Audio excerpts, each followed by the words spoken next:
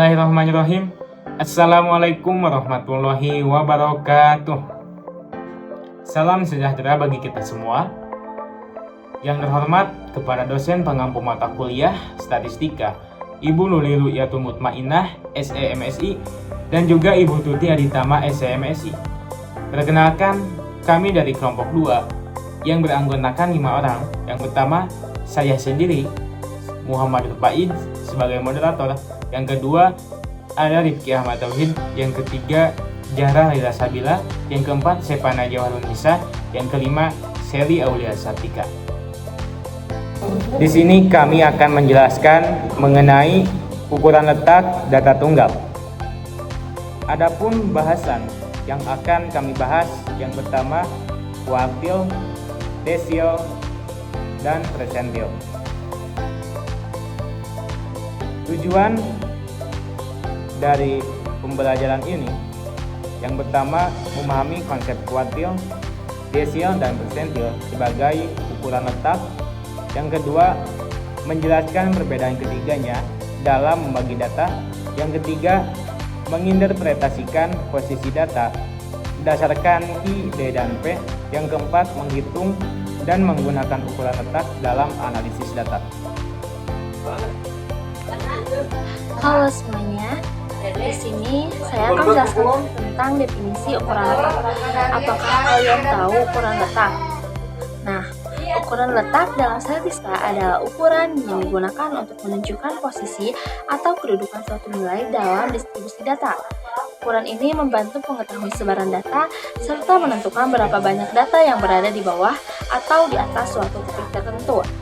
Nah, contoh ukuran letak adalah kuartil, desil, dan persentil yang masing-masing membagi data menjadi beberapa bagian sama besar. Dengan ukuran letak, analisis data menjadi lebih mudah karena kita dapat memahami pola, kecenderungan, dan posisi relatif suatu nilai dalam kumpulan data. Pertama ada kuartil. Kuartil merupakan ukuran letak yang membagi data menjadi 4 bagian sama besar, baik pada data tunggal maupun data berkelompok. Terdapat 3 kuartil. Yang pertama, Q1 sebagai kuartil bawah, Q2 sebagai kuartil tengah, Q3 sebagai kuartil atas. Q1 menunjukkan 20% data berada di bawahnya, Q2 menandai 50%, dan Q3 menunjukkan 75% data berada di bawah nilai tersebut. Adapun rumus dari kuartil yaitu letak Q1 sama dengan data ke I dikali N ditambah 1 dibagi 4. Nah, terdapat contoh soal yang tentukan Q1, Q2, dan Q3 dari data tersebut. Jawabnya, yang pertama kita urutkan data tersebut. Ada 2, 3, 4, 5, 6, 7, 8, 9, 10. Yang berarti jumlahnya ada 17. N sama dengan 17. Yang pertama kita cari letak Q1 yang kita masukkan ke dalam rumus. 1 dikali 17 ditambah 1 dibagi 4 sama dengan 18 dibagi 4, hasilnya 4,5.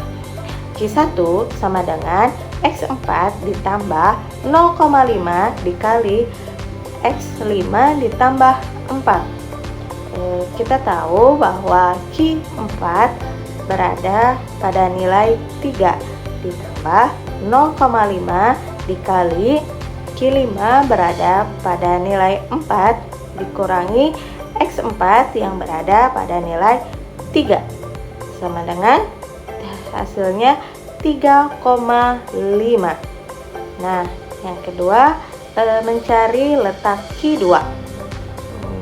2 dikali 17 ditambah 1 dibagi 4, hasilnya 36 dibagi 4 sama dengan 9.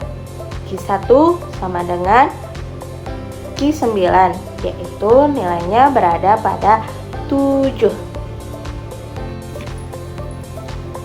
letak Q3 yaitu 3 dikali 17 ditambah 1 dibagi 4, hasilnya 54 dibagi 4 yaitu 13,5.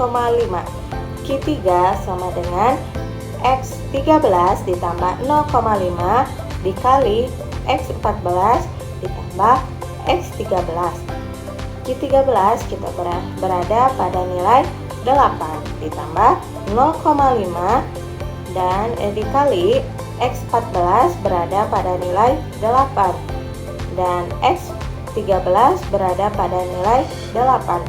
Hasilnya yaitu 8 ditambah 0,5 dikali 0. Hasilnya yang hasil akhirnya yaitu 8. Dari hasil perhitungan kuartil diperoleh Q1 sama dengan 3,5, Q2 sama dengan 7, dan Q3 sama dengan 8. Ini menunjukkan bahwa 25% data berada di bawah 3,5, nilai tengah data berada pada nilai 7, dan 75% berada di bawah 8. Secara keseluruhan, data memiliki sebaran nilai rendah hingga menengah pada rentan 3,5 sampai 7, sedangkan nilai tinggi dimulai dari angka 8 ke atas. Baik teman-teman sekalian, di sini saya akan melanjutkan materi kedua yaitu mengenai desil. Nah, desil ini adalah ukuran letak pada data tunggal maupun kelompok yang membagi distribusi menjadi 10 bagian sama besar. Nah, terdapat 9 desil dari D1 sampai D9. D1 ini menunjukkan 10% data berada di bawahnya, D2 menandai 20%, dan seterusnya hingga D9 menunjukkan 90% data ini berada di bawah nilai tersebut. Nah, bisa kita lihat dari rumus di atas ini, letak DI sama dengan data ke I dikali N ditambah 1 dibagi 10. Selanjutnya, nah, kita lihat pada contoh soal berikut ini. Tentukan desil ke-8 dari data berikut. Nah, di sini kita bisa lihat data yang akan kita cari.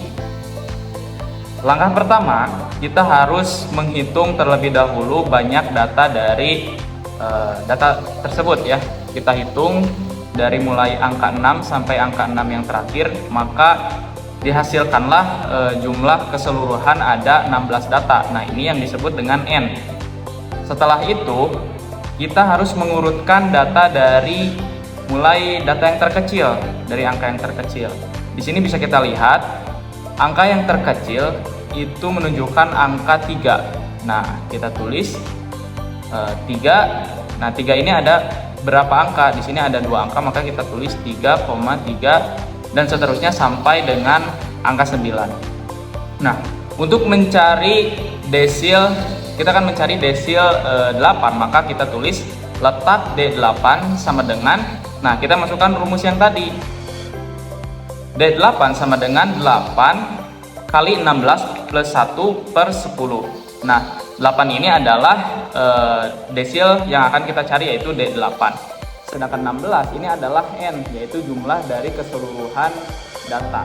Nah, seperti itu. Selanjutnya N plus 1 per 10. Ini dari rumus. Maka dihasilkanlah hasil dari 8 dikali 16 plus 1 per 10 itu adalah 13,6. Nah, setelah kita mengetahui hasil dari penjumlahan tersebut yaitu 13,6, maka belum berhenti di situ, kita akan mencari D8 dengan cara seperti di rumus ini, yaitu D8 sama dengan X13. Nah, X13 ini adalah data ke-13 ditambah 0,6. Nah, 0,6 ini adalah hasil ataupun pecahan dari 13,6. Jadi kita ambil 0,6-nya. Setelah itu dikali dengan X14 dikurangi dengan X13.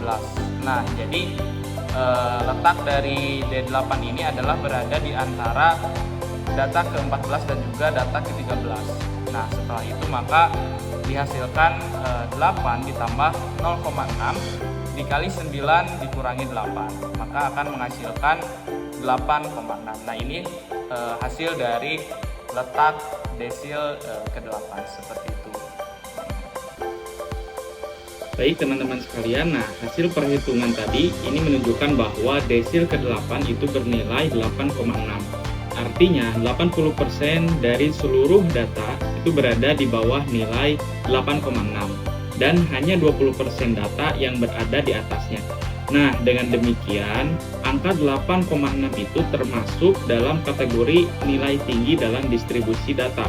Karena hanya sedikit data yang memiliki nilai lebih besar dari itu. Selanjutnya, yang terakhir itu ada persentil.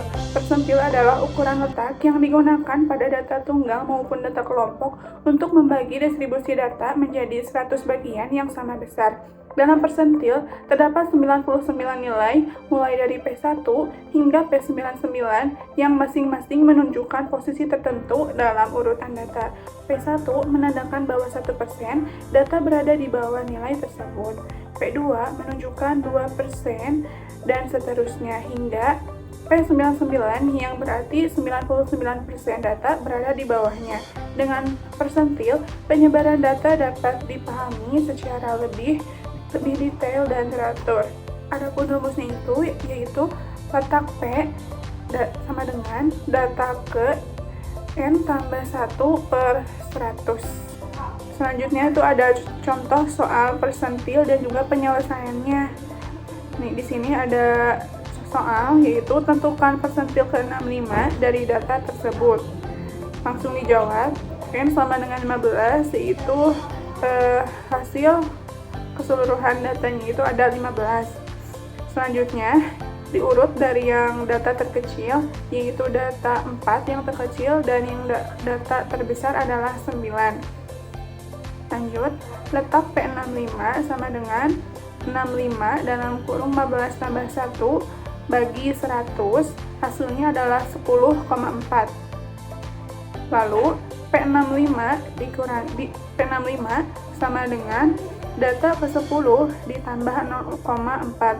0,4 itu hasil sederhana dari 10,4 dalam kurung data ke-11 dikurangi data ke-10 sama dengan 7 ditambah 0,4 dalam kurung dimasukkan data ke-11 dan dikurangi 10-nya itu yaitu 8 kurangi 7 dan hasilnya adalah 7,4.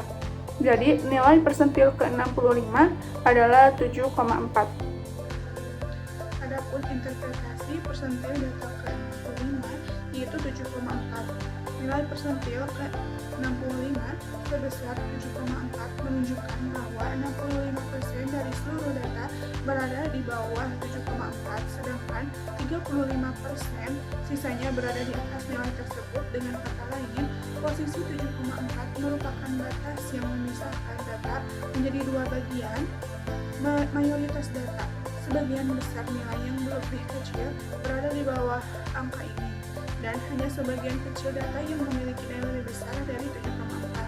Interpretasi ini menegaskan bahwa nilai 7,4 termasuk kategori nilai menengah atas dalam distribusi data tersebut karena berada di posisi 65% dari seluruh urutan data.